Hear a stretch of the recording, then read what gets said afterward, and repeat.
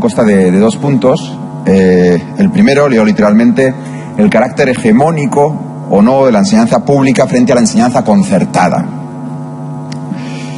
Hegemonía, no sé si saben, en la RAE aparece definido por medio del concepto supremacía que se ejerce sobre otros.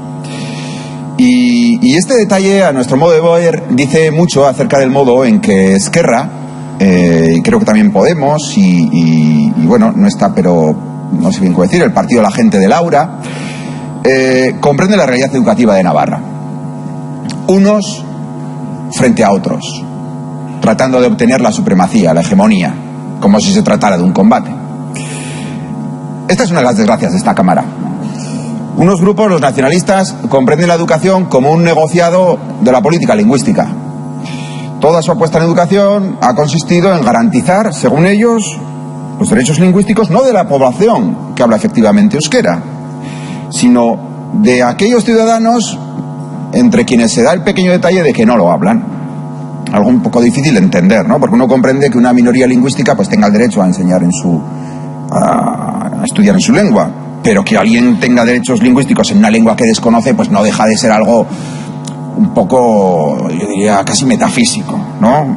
Que haya derechos lingüísticos insatisfechos en una zona, la zona no vascófona, donde el 98% de la población tiene como lengua materna el castellano, pues insisto, es un poco extraño.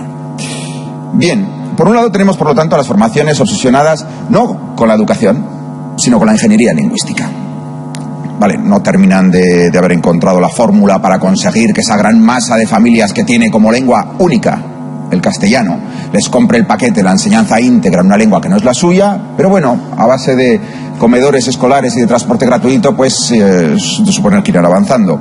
Y por otro lado tenemos otros grupos, ya digo que no sé si son 2 o 3, que están obsesionados con el hecho de que haya en Navarra cerca de un 40% de las familias que libremente, diría más, de manera libérrima, han optado por la enseñanza concertada. Yo personalmente, como saben, soy docente de la enseñanza pública. Estudié en la universidad en enseñanza pública, hice mi doctorado en universidad pública. Mis hijos van a colegios, institutos públicos. Pero me inquieta aquello hacia lo que entiendo que ustedes se quieren dirigir, que es el monopolio público de la enseñanza. Porque, no nos engañemos, todo su interés por la enseñanza pública va acompañado de una estrategia, de una presión destinada para imponer unos contenidos y erradicar aquellos que no les gustan. Algo que están evidenciando, por ejemplo, en el tema de las clases de religión. Da la impresión de que ustedes quieren sustituir a una religión para imponer la suya. No se trata de un combate. No se trata de un combate. La enseñanza no es un combate. No es un combate por el euskera, no es un combate por el laicismo. No se trata de obtener la hegemonía frente a nadie. Se trata de comprender de que hay unas familias que escogemos enseñanza pública y hay otras familias que escogen enseñanza concertada. Hay unas familias que escogemos que nuestros hijos e hijas no estudien religión y hay otras familias que escogen que sí lo hagan. Y que cuando algo no perjudica los derechos de los demás, no hay derecho ni a corregir, ni a tratar de erradicar, ni a tratar de alterar, porque no representa un mal, no representa un problema, es el ejercicio de la libertad. En la Convención Europea de los Derechos Humanos, en el protocolo segundo, se dice: el Estado, en el ejercicio de las funciones que asuma en el campo de la educación y de la enseñanza, respetará el derecho de los padres a asegurar esta educación y esta enseñanza conforme a las convicciones religiosas. Asúmanlo, no le den más vueltas. Es algo para lo que se tiene derecho. El segundo punto de la solicitud de interpelación se refería a un problema más sustantivo. Navarra, al igual que el resto de España, acogió en las últimas décadas un número muy importante de ciudadanos de otros países. Algunos colectivos, fundamentalmente por razones de proximidad cultural, se han integrado mejor que otros. Y en este contexto, pues Navarra se enfrenta al reto de articular una sociedad en la que uno naturalmente pueda mantener su cultura de origen, pero en la que nadie sea excluido.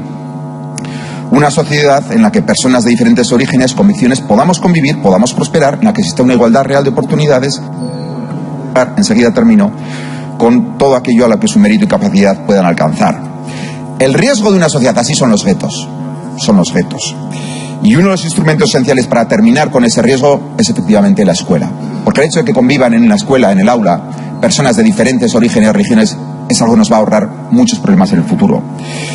Hay señales de que este objetivo no se está cumpliendo adecuadamente. Distamos mucho de culpar ni a los centros, ni a las familias, ni tampoco a la consejería. Sabemos que no hay varitas mágicas, pero sí creemos que hay que actuar. Porque es más fácil solucionar este problema cuando tiene unas dimensiones todavía pequeñas que cuando tenga unas dimensiones grandes. Y con esto termino, señora Presidente. Para tratar de encontrar una solución para esto, le ofrecemos la mano tendida a Unión del Pueblo Navarro. Muchas gracias.